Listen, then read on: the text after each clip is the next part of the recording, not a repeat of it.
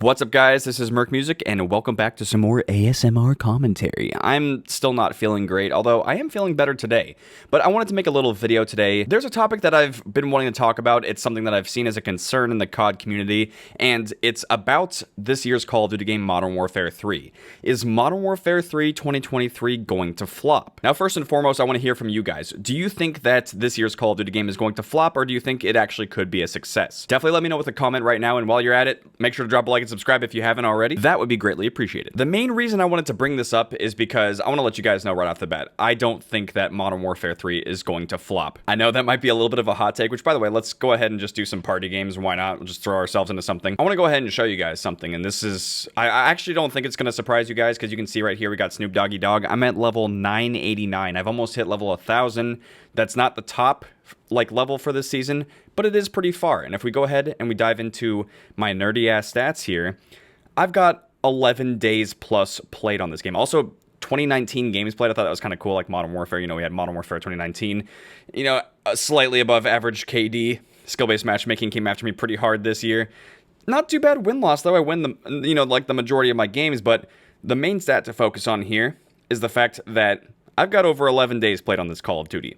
If I really hated this game or didn't like this game, I wouldn't have that much time played. That's just facts. And honestly, over the last decade or so of Call of Duty, me having 11 plus days on a Call of Duty is actually kind of high for me. That might come as a surprise to you guys because I'm Mr. Call of Duty man who makes the YouTube stuffs, and I play a lot of Call of Duty, but it's nothing compared to the numbers of when I was first starting. And that's because when I was first playing Call of Duty, I was just trying to get good at it. I wasn't good at Call of Duty when I first started playing it, and that's why on COD 4 I had over 100 days. Modern Warfare 2, the original, I had 60 plus days on that game. So ultimately, if you really like something and you want to improve at it and keep getting better, you're just going to naturally keep playing. You're not going to give up. You're not going to stop. Now, obviously, at times for this year's Call of Duty game, I've definitely felt that. But overall, I do still...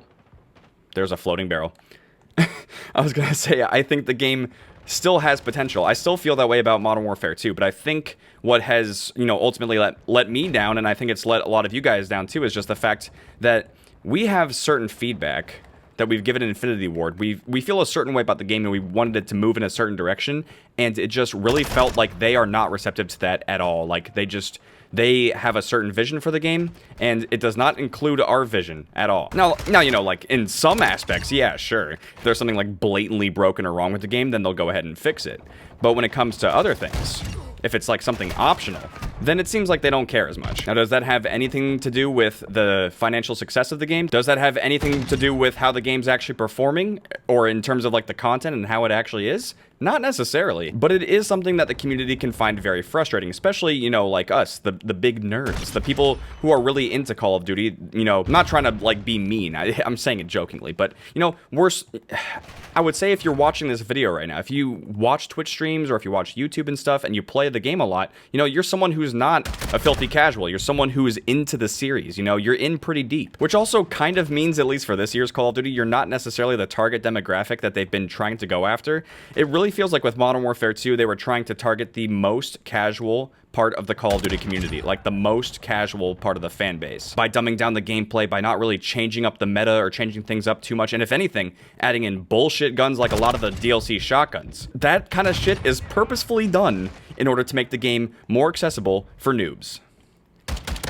And look, I got nothing wrong with noobs being a part of the game, but overly catering to them, and as a result making the experience kind of, get degraded or make it suffer for us, that's not great. I don't even really feel like I was necessarily asking for a lot with Modern Warfare 2. As a prime example, one thing that I really wish that they would have given more focus to for Modern Warfare 2, and I hope, if there's any chance that they're listening to this, one thing that I really wish they would have done was give more attention and pay more attention to private match support in this game. Right from the beginning, it actually was slightly before the game even came out, the fact that they announced that we were going to have game codes, I was immediately so excited to hear that news because it meant for some amazing potential for open lobbies on Modern Warfare 2. And granted, with the sub-only Discord stuff through Twitch and YouTube members on the main channel, like MWIII and stuff, we actually did a lot of open lobbies. We did a lot of really cool tests. We played a lot of really fun custom game modes, and that was all fine and dandy. It was actually a lot of fun. But the problem is Infinity Ward did not pay more attention to and give more attention to private match support. I'll have to see if I can dig up the email that I sent. I do have a point of contact, and I actually just straight up emailed them suggestions. I do want to let you guys know right off the bat that I don't think any of these changes actually happened, which is super unfortunate. Yeah, I'm just going to give you guys a quick rundown. It's not everything, obviously, but here were 6 suggestions that I gave them. I think some things might have actually been addressed, but not all of them, and really the most important ones, in my opinion, just didn't get addressed at all.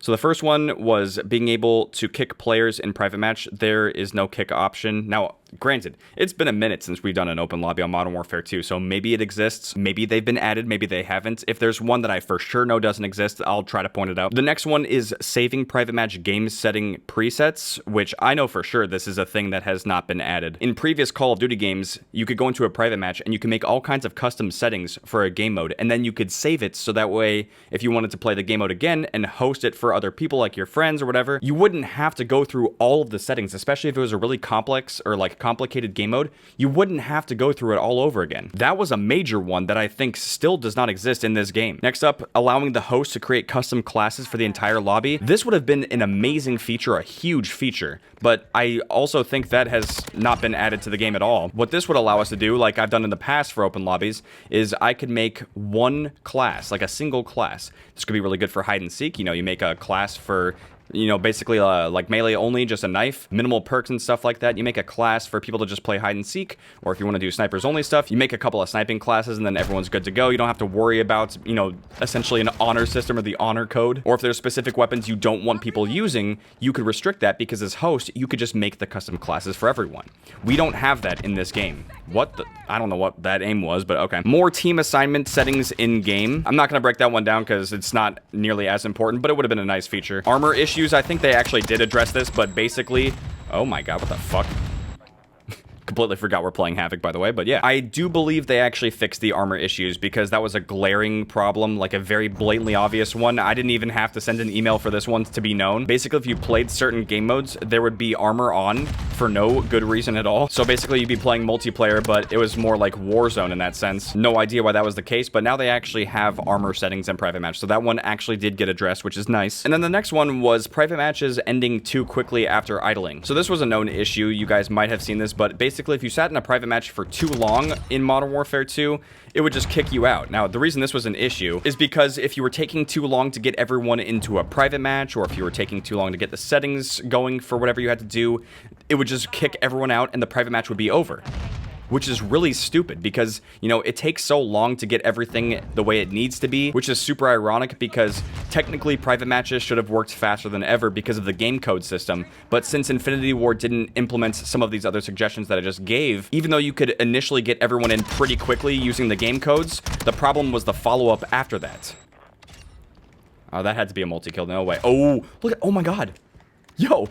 We almost just had a Simtex quad from the Havoc, dude. That's crazy. But yeah, basically, that's the long rant. It's over. We're gonna move on to Modern Warfare 3 now, but the main reason why I wanted to cover all of that is because I just wanted to let you guys know from my perspective the frustrations of giving feedback and essentially not really being listened to for Modern Warfare 2. That doesn't mean the game's bad, it doesn't mean it's terrible, because like I said earlier, I wouldn't have poured this much time into the game if I really thought it was that bad. I just wish that the devs could have been more transparent and potentially just listened to us more. I think that's really all we wanted for this game. Now moving into Modern Warfare 3, how is it looking for that? Well, right off of the bat, there's been numerous changes that have been announced for the game before we've even really seen a lot of gameplay. And a lot of the changes are exactly what we asked for in Modern Warfare 2. Now, obviously, again, we're kind of in a situation where this is sort of a bummer. The game sounds great on paper, right? But we also have to buy this game for probably a base $70. Wouldn't it have been a lot simpler and a lot nicer for us as players if they would have just made the changes for Modern Warfare 2? And then we would have had a basis to go off of? I certainly think that would have been better. I think it would be a lot more reassuring if they would have made these changes for Modern Warfare 2 so we could see how the game would play out, and then moving into Modern Warfare 3, they just follow suit. That way we could at least be a little bit more reassured that these changes will be good and that it will be gameplay that we are looking forward to. We're kind of taking a gamble with Modern Warfare 3, especially because all of the maps are going to be OG Modern Warfare 2 maps remastered. He threw a grenade under the map? What the fuck is going on? Wow. Okay. Oh, that was a gross hit marker sound. Yo, we were actually the best in there, though. But like I've said before, there is almost kind of like a planned obsolescence thing going on with Modern Warfare 2, where it would probably make more sense to leave this game in a bad state, so that way people will be more likely to move on to Modern Warfare 3, or at least it makes that transition easier, because you can look at this game and be like, well, I don't really fuck with this game anymore. I'll at least give the next COD game a chance. This is something that's been going on for quite a while anyway with COD. But wrapping that back into the main topic, do we think that Modern Warfare 3 will flop? I really don't think that it will. This is the first time in the entire Call of Duty franchise that we're getting a sequel 1 year right after the other. And regardless of all the nitty-gritty things going on behind the scenes with Call of Duty, I think the typical Call of Duty player, especially, you know, the more casual fans of the series, they're probably really going to be looking forward to seeing a Call of Duty game follow up last year's 1 year right after the other, especially if you're a fan of campaign. I mean, I actually like the new Modern Warfare reboot campaign, even though Modern Warfare 2 might not necessarily be as good as 2019. It really felt like a game that was meant to bridge the gap between Modern Warfare 2019 and Modern Warfare 3, and as long as they really kill it with the story in Modern Warfare 3, I think it's all going to come full circle. I also do believe that they have plans to drag out the Modern Warfare reboots series. I really do think that they're going to go beyond Modern Warfare 3. So we're probably going to see more games beyond Modern Warfare 3. That is just speculation. I mean, they could end it with Modern Warfare 3, but with how well it's been selling and how much money they've made off of microtransactions, I really think that they've found stability with the reboot, and I don't think they're going to stop anytime soon. Just look at how Call of Duty games have gone in the past. The second that they switched away from Black Ops and Modern Warfare, and they gave us games like Call of Duty Ghosts, Advanced Warfare, Infinite Warfare, they took a chance on all of those games, and unfortunately none of them were doing crazy well commercially. They weren't doing insane numbers, and these are not, you know, the top sellers for the COD franchise. They have essentially figured out that what sells the best for Call of Duty is Black Ops and Modern Warfare, so they're probably going to keep pushing that as much as they can until it stops working. And only then will we get different types of games like we got in the past, you know, like the EXO Call of Duty games and stuff like Ghosts. Until Modern Warfare and Black Ops stop selling well, we're probably going to be getting these types of games for a very long time, because they found their rhythm, they found what works, and they're just going to keep doing that, which it totally makes sense. 2019 and this game, Modern Warfare 2, they sold so well, and I think that Modern Warfare 3 will also sell well. Now, as far as it goes for how the game actually turns out and what we think about the game, that's a completely different story, obviously. Oh my, what the fuck? Hey, it worked out, nice. But yeah, man, regardless of how we feel about Modern Warfare 2 and what we think about Modern Warfare 3, I do think that the game is going to pop off. I don't know if it's going to be as successful as the launch of Modern Warfare 2, because that, you know, sets now the highest record for a Call of Duty launch. It is possible, but I don't think it's probable, if that makes any sense. I think Modern Warfare 3 will have a successful launch, but I don't think it will be as big as Modern Warfare 2. I do know for a fact that most of you guys watching this video are probably burnt out on Modern Warfare a little bit right now, and the last thing you want to do is play another year of it. Unless, of course, it is somehow significantly different. That's totally understandable. That could have a big impact on the sales for Modern Warfare 3, but for casual players, if they've really been enjoying this, if they've been enjoying being protected by skill-based matchmaking and having fun goofing around on the games and stuff, then I think they're not really going to have any issues with this next game. And it should be a pretty easy purchase, especially because a lot of the stuff that they bought, you know, cosmetically on this game is just going to move right into the next one. Now, I'll let you guys know right now, I am very curious to see how Modern Warfare 3 is going to sell. This, even though it seems like a lot of us are disappointed or let down with Call of Duty currently, and there's been obviously a lot of not so great stuff that's happened over this last year. Also, Jesus Christ, my aim.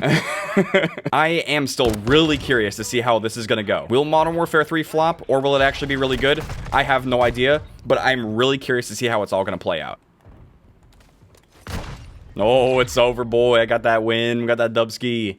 Let's go. But yeah, that's just my thoughts on whether or not Modern Warfare 3 will flop or if it's going to be a success. Definitely let me know what you guys think. Do you think Modern Warfare 3 is going to flop? At least financially, like commercially. Not so much in terms of, you know, player response, because everyone's experience with Call of Duty is different. Everyone has different opinions and thoughts about COD, but I'm talking about purely just the financial success of the game. Do we think this is going to be a popular, good year for Call of Duty and that it's going to thrive? Or kind of like Vanguard, do you think we're going to see a really big dip in sales right off the bat and that's instantly going to, like, you know, just kind of kill things off for the year? Definitely let me know what you guys think with a comment. And with that being said, thank you guys very much for watching. Hope you guys enjoyed watching me play a little bit of Modern Warfare 2 while talking about the possibility of Modern Warfare 3 either flopping or being a big success. If you guys did enjoy this video and you want to see some more random topics and discussions like this, make sure to drop a like. I'll see you guys later.